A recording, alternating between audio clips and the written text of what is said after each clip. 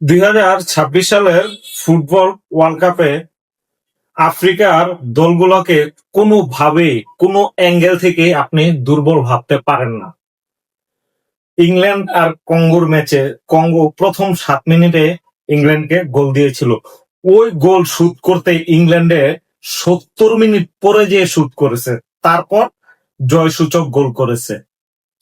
এখন বুঝেন যে আফ্রিকান দলগুলো কত ভালো খেলতেছে, কারণ তাদের আবহাওয়া, মাঠ, পজিশন সবকিছুই তাদেরকে ফেভার করতেছে। আর এটাও আজকে আমি আপনাদেরকে একটু ভিডিওর মাধ্যমে জানিয়ে দেব যে কেপ ভার্দের সাথে সম্ভাব্য আর্জেন্টিনার একাদশটা কেমন হতে পারে, কারণ আর্জেন্টিনা কেপ ভার্দেকে হালকাভাবে নিতেছে না, খুব গুরুত্ব সহকারে নিতেছে। আর যেহেতু মেসি যেই মাঠে home ground inter Miami, Messi তো আমেরিকার ইন্টার মিয়ামিতে খেলে, ইন্টার মিয়ামির মাঠে খেলা হোম গ্রাউন্ডে, এই কারণে মেসি আর ডিপল হয়তোবা কেপ ভার্দের সাথে এক্সট্রা একটা ফেসিলিটি পাবে, কারণ তার চিরচেনা মাঠ, সে এই মাঠে প্র্যাকটিস করে।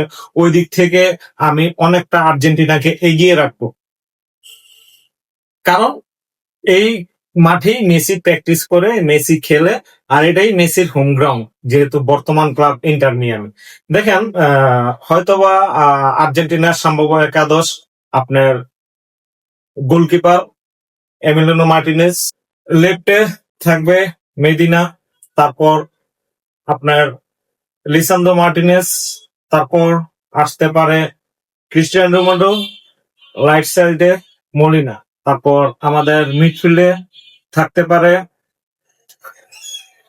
ডিপল, ম্যাকেলিস্টার, এনজো ফার্নান্দেজ, তারপর আলমাদা।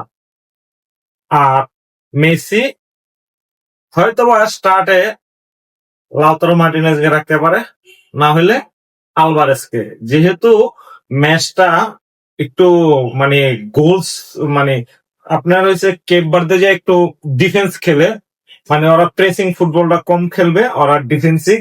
আর আর্জেন্টিনাকে আটকে রাখার জন্য যেহেতু খেলবে, ওই কারণে হয়তোবা আপনার লাউতারো মার্টিনেজকে না খেলিয়ে আলভারেজকে খেলাইতে পারে, কারণ আলভারেজ আবার ওই সেট দিয়ে একটু গ্যাপ গ্রুপে ভালো দৌড়াইতে পারে।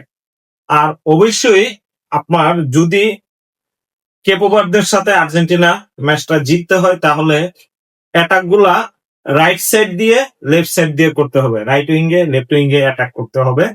তারপর মিডে তো মেসি থাকবেই, ওই কম্বিনেশনে যদি খেলতে পারে তাহলে, না হলে আপনার কেপ ভার্দে সবসময় চেষ্টা করবে যে আপনার মিড ব্লকটাকে ক্লোজ করে রাখতে, যাতে এদিক দিয়ে মেসি বল নিয়ে না ঢুকতে পারে। ওরাও ভালো করে জানে যে মেসি যদি মিড ব্লক দিয়ে বল নিয়ে ঢুকে যায়, তাহলে তো ওদের অবস্থা খারাপ করে দিবে একজন প্লেয়ারই।